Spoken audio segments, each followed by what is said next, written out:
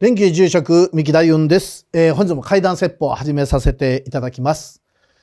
最近ですね、最近に起こったことなのか昔からあることなのかは分かりませんけれども、最近特にたまたま私が、目にすることが多いのがですね、外見は大人なんですけれども中身が子供っていう、そんな方をたまにお見かけするんです。この間ですね、たまたまコンビニに入りましたらね、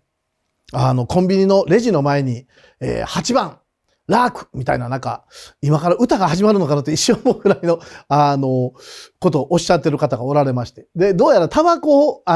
お買い求めに来られたみたいなんですけれども、そうしますとこのレジの女の子がですね「すいません、そのタバコだけ切らしてるんですよ」、そう言いますと、この男性がですね烈火のごとく怒り出しましてね、俺が吸いたいタバコ以外はあるのになんで俺のタバコ置いてないんやって言って、ものすごく大きな声で怒られるんです。で私たまたまお店にいましたんでね、で自分が欲しいものがないって言ってなんか怒ってられるなと思いましたんで、大丈夫ですか、声をかけさせていただいて、よしよしよしよしね、何が欲しかったの、そう聞きますと、いや俺が欲しかったタバコ、3番のタバコはないんだって言ってえらく怒ってられる。で分かった分かった分かった、じゃあ一緒にね近くのコンビニ探しに行きましょう。私右探すから左探していただいてなんて話をしてると、もういい、俺自分で一人で探しに行くって言ってお店出られた。子供さんであればですね、自分が欲しいアイスクリームがないって言ってだだこねてもいいと思うんですけれども、もう大の大人が自分が欲しいタバコがないって言ってだだこねてられたので、私もついついよしよしよし大丈夫かなんて声をかけさせていただいたら、恥ずかしそうにお店を出て行かれましたけれども、その様子を見てたこのレジの女の子がいるんですけれども、この女の子かほちゃんって言うんですけど、高校生になってからアルバイトを始めたんですね。でこのかほちゃんがたまたまその様子を見てて、やっぱりミキおし面白いな、なんかありがとうございます、助かりましたなんて言って、でいやいや冗談でやったわけではないんですけれども、たまたまでもよかったですね、何事もなくてなんていう話をしてたんですけれども、このかほちゃんが実はですね非常に怪談が好きな高校生なんです。当時高校1年生アルバイトをしてた時には1年生でしたけれども、それから1年経ち2年経ち高校3年生になった時の、お話を本日させていただきます。このかほちゃんがですね怪談が非常に好きで、私からもいろいろな怪談をさせていただいたり、かほちゃん自身も友達からこんな話聞いたよなんて話をよくしてくれる。でこのかほちゃん一人娘さんなんですけれども、ご両親は、関西某所で飲食店をされてるんですね。でこのお父さんお母さんとも、私は知り合いましてですね、よく店に行っては、お食事させていただいてたんです。そんなさなかかほさんが高校3年生の時に、この今現在も続いておりますコロナが始まったんですね。でコロナで全然お店の方に人が来てくれないんですよなんて話をよくされてました。ですから私も暇があったらそのお店に行かせていただいたりしてたんですけれども、ある日ですねこのかほさんからお電話いただきまして「三木住職、最近ちょっと両親の様子がおかしいんです」、そう言うんですね。でどんな風におかしいのって聞くと、いや今まで私は生まれてからこの方両親が喧嘩をしたとこ見たことないんですけれども、最近お店に立っててもどうも目を合わせない、そんなことをこのかほさんが言うんですね。そう、なんか嫌なことでもあったのかな。分かった分かった、じゃあ私も今ちょっと忙しいので時間が空いたらまた、お店に行きますから、その時お父さんお母さんとも話しますねなんて話をその時はして電話を切らせていただいたんです。それから1週間して2週間して、なかなか私が時間がなかったですねお店に行けなかったんです。そうしますとまたかほさんからお電話いただきまして「三木住職、お父さんお母さんどうもお店がうまくいかなくって喧嘩してるみたい」、そう言うんですね。でそれが原因でしたかなんて話してると、それとね三木住職、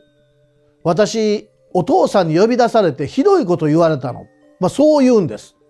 でひどいことってどういうこと、よくよく話を聞きますと、このかほさん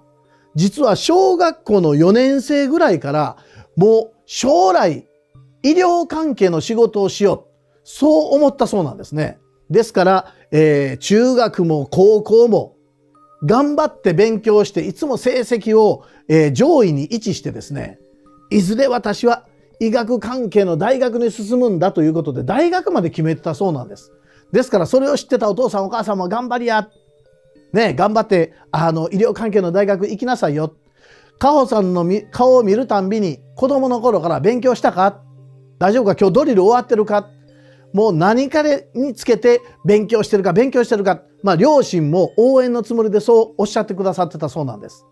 で、カホさんももうそう言われるのが嫌ではなかったそうなんですね。あ、お父さんお母さん、応援してくれてるな。頑張って勉強してるよ。いつもそれに応えてきたし、ご自身も頑張って努力してきたんですけれども、高校3年生受験の年になって、ようやく自分の目指してきた大学の受験の時にこのコロナ禍になった。お父さんに呼ばれたカホさんはこう言われたそうなんです。カホちゃん、今まで本当に勉強してきた姿もお父さんお母さん見てきたし、カホちゃんをどうか大学に入れてあげたいとは思ってたんやけど、ご覧の通りコロナになってあまり補助金も出ずに、実はお店にも未だ返していかなくちゃいけない借金もある。カホちゃんの入学金、授業料を払ってあげられないかもしれない。だからカホちゃん今まで頑張ってきたけど、もしかすると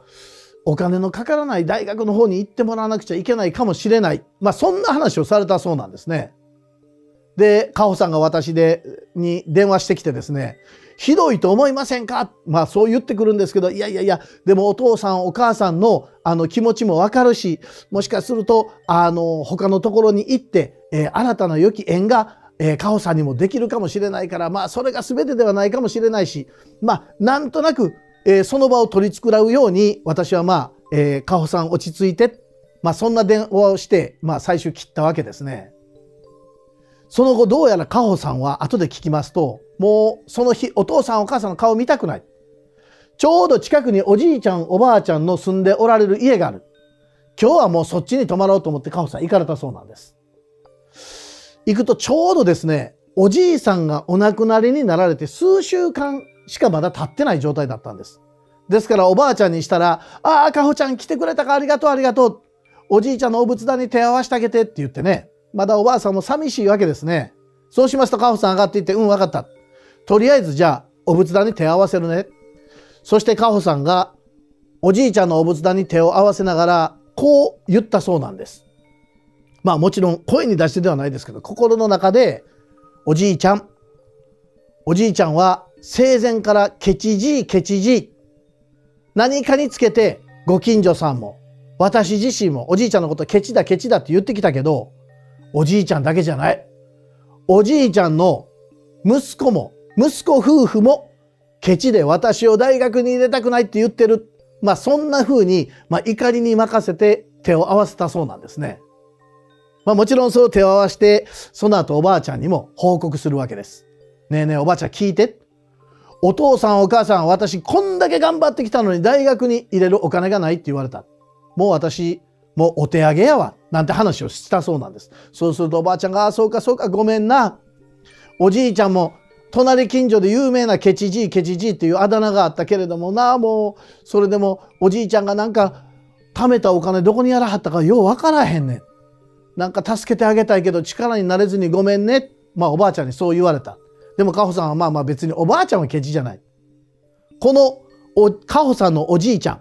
近所でもケチじいと有名なのは何かっていうと、近所の集まりがあると必ずですね、食事会がある。会費制なんですけれども、会費を払う段になると、お腹が痛いって言って、そのまま家に帰られるそうなんです。後ほど、町内の方があの時の会費、払ってませんけど、取りに行くと、いや、僕はあれご飯食べてない。隣の人が箸を伸ばして食べたとか、そんなことを言ってごまかすそうなんですね。で、せめて半分だけ払ってって言うと、じゃあ半分だけ払うわ。要するにその地区で、あまりこのおじいさん、評判が良くなかったんですね。で、カホさん自身もコンビニエンスストアに行って、おじいちゃん、このお菓子買ってって言ったら、いや、もうそんなもん、食べた気になってなさい。おじいちゃん、飴買って、いや、家に氷があるから舐めてなさい。カホさんに対しても何も買ってくれなかったそうなんです。ですから、近所の方にも、カホさん自身にもこのおじいちゃん、ケチじい、ケチじいとずっと呼ばれたそうなんです。そうするとおじいちゃんは、いや、俺はケチじいでええねん。それで生きていくねん。ずーっとケチだったそうなんですね。でも、このケチじいと呼ばれたおじいちゃんの息子さんも、これはケチではないんですけれども、カホさんのお金がなかなか工面できないわけですよね。そんな話をおばあさんとしてますと、急におばあさんが、カホちゃん落ち着いて、で、これ全く関係ない話なんやけど、実はおじいちゃんが亡くなってこの数週間、毎日のように不思議なことが起こるねん。そう言ってきたそうなんですね。で、カホさんはちょうどいいや。もやもやした気持ちでいますから、なんか怖い話があるんなら聞かせてほしい。そう思って、おばあちゃん何があったん？そう聞くと、おばあさんこんな話をされたそうなんです。夜中、おばあさんは2階で寝てて、下には、お仏壇がある部屋がある。おばあさん2階で寝てますと、誰かが深夜に階段を上がってくる音がするそうなんです。その音っていうのが、誰かが思いっきり床を蹴るような音なんですって。で、誰か上がってきたな。はっきりと音が聞こえる。しかも、この音の、音を出している人ですね。これは明らかにおばあさんは、おじいちゃんが機嫌が悪い時の階段の登り方だ。そういうそうなんです。おじいさんは生前、機嫌が悪いと、ドン、ドン、ドンと足を鳴らしながら階段を上がってくるそうなんですね。で、おばあさんは長年連れ添うと、おじいちゃんの機嫌がもう本当に足音だけでわかるそうなんです。なんか亡くなってからおじいちゃん機嫌が悪いみたい。そんな話をするそうなんですね。で、カホさんが、でも一番上まで行ってどうなるの？そう聞くと一番上で音がドンドン。一番上まで行って別に扉が開くこともなくそこで終わる。で、怖いから私はちょっと開けたことないねん。そんな話をするんですね。そうしますとカホさんがだんだんとそれに興味が湧いてきた。わかった。じゃあおばあちゃん、今晩私1階で泊まっていくから、何か怪奇現象があるか、ちょっと泊まっていい？そういうんでおばあちゃんは、カホちゃん泊まってくれんならもう心強いからぜひぜひ泊まっていって。その日、夜になっておばあさんは2階に、寝に行きました。カホさんは1階の仏間で寝るわけですね。布団を引いて寝てますと、もう何時かわからないんですけれども、深夜に急にカホさん、ガッ！体が動かなくなったそうなんです。いわゆる金縛りですね。今までカホさんは怖い話、怪談とかいろんな好きなジャンルの一つなんですけれども、自分が体験したことはなかったそうなんですけれども、生まれて初めて金縛りにあった。これがよく聞く金縛りかと思ってると、足元の方でなんかカタカタカタカタっていう音がするそうなんです。あれおかしいな、なんかカタカタ音がするな思ってますと、カタカタカタカタカタカタカタカタカタ、その音がやがて速くなっていって、カタカタカタカタカタカタカタポトッ、何かが床に落ちた音がしたそうなんです。その瞬間金縛りからスッと覚めたそうなんですけれども、カホさん怖くなってぐーっと目をつぶってそのまま朝になるのを待ったそうなんですね。明るくなって部屋を見ますと、お仏壇からおじいちゃんのお位牌だけが床に落ちてたそうなんです。カタカタした音っていうのは何かって言いますと、お仏壇の中でお位牌がカタカタ動いて歩いてたわけですね。そしてそれがやがてポトッと下に落ちた。それを見たカホさん、こう思ったそうなんです。わかった。これおじいちゃん怒ってるな。おばあちゃんの話と照合した結果、これおじいちゃんは亡くなってからも何か起こってる。早速おばあちゃんに報告するわけですね。そう、何か起こってるの。そう言うとカホさんが、もしかするとおじいちゃんが怒ってる理由、私かもしれん。そう言うんですね。おばあさんが、どういうことって聞くと、いや、おじいちゃんケチじいやったから、もしかすると私が大学に行くのを嫌がって、そうしてるのかもしれん。もう無駄遣いだって言って注意しに来てるのかもしれん。そんな話をするんですね。で、おばあちゃんが、いやいや、いくらなんでも孫のカホちゃんにそんなことを言わへんと思うよって言ったんですけれども、いや、絶対そうに決まってるって言って、カホさんは怒って家へ帰ってしまった。その後おばあさん一人になってお仏壇に手を合わせて、おじいちゃん本当にそんなことやったらもうやめてね、お願いするわけですけれども、その日の夜も誰かが階段をドンドンドンドンとやはり上がってくるんですね。その話をまたカホさんにするわけです。そうするとカホさんがまた、じゃあ分かった。今晩おばあちゃん、もう一晩だけ私泊まっていい？そう言うんですね。ああ、ぜひぜひ泊まって。私直接おじいちゃんに文句を言うわ。まあ気がちょっと強いんですよね。まあ腹が立ってたのもあったと思うんですけれども、その日もカホさんは1階の仏場で寝るわけです。そうしますと深夜何時頃か分かりませんけれども、やはり金縛りにガッとあったそうなんです。あ、金縛り、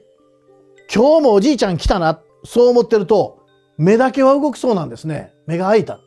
部屋の中をずーっと見渡しても人の気配はないんです。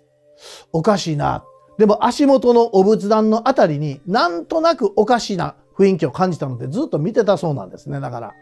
そうしますと、その仏壇の隣、出入り口の襖があるんですけども、音もなくスーッと襖が開いたそうなんです。あれ、今日はお位牌が動くんじゃなくて何か戸が開いたなと思って見てると、その戸の向こうに小さな影がある。その影ずーっと見ると、なんとおじいさんだったそうなんです。おじいさんが下を向いて、だらーんとちょっとなんか疲れたような様子でおじいさんが立ってる。あ、おじいちゃんに間違いない。おじいちゃんがなんか私言いに来たんかなと思ってると、部屋の中にスーッと入ってきたそうなんですね。そしてカホさんの横に立ったそうなんです。カホさんを上から見下ろすような形で、このケチじいと呼ばれるおじいちゃんはずーっとこう覗き込んできたそうなんですね。目が開いてますからカホさんと目が合った。その瞬間カホさん、うわ怖いと思ったそうなんですけれども、その瞬間このおじいさんは、アホのカホ、アホのカホ、目が合った状態でアホのカホ、カホさんにそんなことを言うんですね。怖い、今まで思ってたカホさんはもうその恐怖がスッと抜けて、やがて腹が立ってきた。そしてこう言い返したそうなんです。私はアホと違う。そう言った瞬間、おじいちゃんの姿も消えて体も動くようになったそうなんですね。朝になってこれもおばあさんに話すわけです。おばあちゃんよく聞いて。昨日の夜こんなことがあったのなんて話すると、おばあちゃんがごめんごめんごめん。そんなひどいこと言ったのおじいちゃんがごめんねって謝るんですけれども、カホさんはもういい。もうここには泊まりに来ないって言って家へ帰ってしまった。その日の夜、おばあさんは、ああそうか、おじいちゃんがなんかカホちゃんにこんなひどいことをするんだなと思って、そのままおばあちゃんも怒ったままで寝たそうなんです。寝てますと例のあの階段を登ってくる音がするんですね。ドンドンドン。生前あったあの機嫌の悪いおじいちゃんの足音。それに気づいたおばあさんはガバッと立ち上がって、おじいちゃんを迎え撃つように扉の前に立って、ドンドンドンという音が一番上まで来た時にバッと扉を開けて、おじいさんに一言文句を言ってやろう、そう思ったそうなんです。扉をバッと開けますと、そこにやはりうなだれたおじいさんが立ってた。その姿を見て、今まで文句を言ってやろうと思ったおばあさん、やはり怖くなって腰が抜けたそうなんです。あれ、おじいちゃん、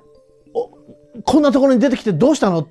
詰まりながら言うと、おじいさんずーっとおばあさんの顔を見て、青のカホ、青のカホ、そう言ったそうなんですね。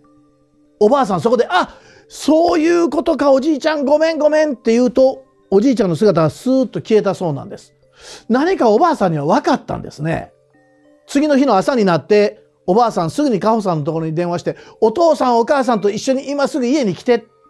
何かおばあちゃんが慌てた様子なんです。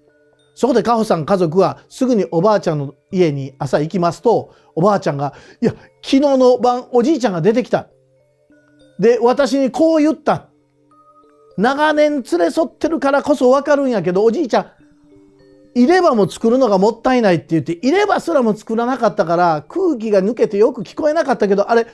アホのカホって言ってるんじゃなかったよ。よくよく聞くと、